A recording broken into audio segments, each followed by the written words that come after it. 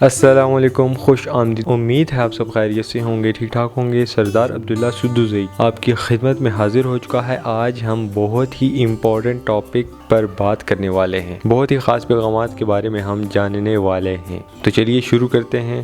ہمارے ٹاپک کا ٹائٹل ہے انسانیت کے لیے اہم پیغامات، important messages for humanity. Point number 1 ہے ہمارے پاس، مہربانی کی قدر کریں۔ چھوٹے چھوٹے مہربان کام بڑا اثر رکھتے ہیں، دوسروں کے ساتھ ہمدردی مضبوط کمیونٹیز اور پرامن دنیا بناتی ہے۔ تنوع کا احترام کریں۔ ہماری مختلف خصوصیات ہمیں منفرد بناتی ہیں اور ان کا احترام انسانیت کو مضبوط بناتا ہے۔ ہر ثقافت، نسل اور عقیدے کا احترام اتحاد کی بنیاد ہے۔ ماحول کی حفاظت کریں۔ زمین ہمارا مشترکہ گھر ہے اور اس کے وسائل محدود ہیں۔ پائیدار زندگی اور فطرت کا خیال رکھنا آئندہ نسلوں کے لیے ضروری ہے۔ ہمدردی سے کام لیں۔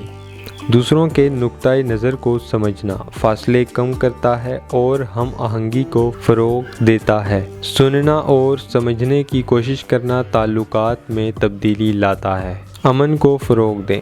تشدد اور لڑائیاں صرف تکلیف دیتی ہیں۔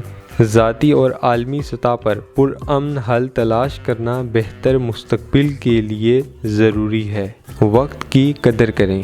زندگی مختصر ہے، اپنے وقت کو سمجھداری سے استعمال کریں۔ رشتوں، تجربات اور نشوونما کو مادی چیزوں پر ترجیح دیں۔ انصاف کے لیے کھڑے ہوں۔ کسی بھی جگہ ناانصافی ہر جگہ کے انصاف کے لیے خطرہ ہے۔ کسی بھی قسم کی عدم مساوات، امتیاز اور ظلم کے خلاف کھڑے ہوں۔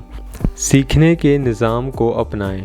مختلف سیکھنے کے نظام چاہے آن لائن یا آف لائن ذاتی اور پیشہ ورانہ ترقی کو بہتر بنا سکتے ہیں۔ دستیاب وسائل کا فائدہ اٹھائیں تاکہ آپ مسلسل سیکھ سکیں اور ڈھال سکیں۔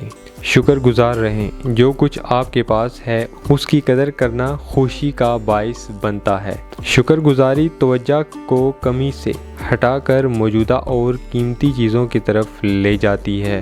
امید کا دامن تھامے رکھیں۔ مشکل وقت میں بھی امید آپ کو مضبوط رکھتی ہے۔ بہتر مستقبل پر یقین رکھیں اور چیلنجز کے باوجود اس کے لیے کام کرتے رہیں۔ تو امید ہے کہ یہ اہم پیغامات آپ کی زندگی پر بھی ضرور اثر انداز ہوں گے اور آپ انہیں اپلائی کریں گے اور آپ انہیں سیکھنے اور اپنی زندگی میں اپلائی کرنے کی بھرپور کوشش کریں گے۔ ملتا ہوں نیکسٹ ولاگ میں، تب تک کے لیے اپنا خیال رکھیے گا۔ مجھے دیجیے اجازت۔ اللہ حافظ۔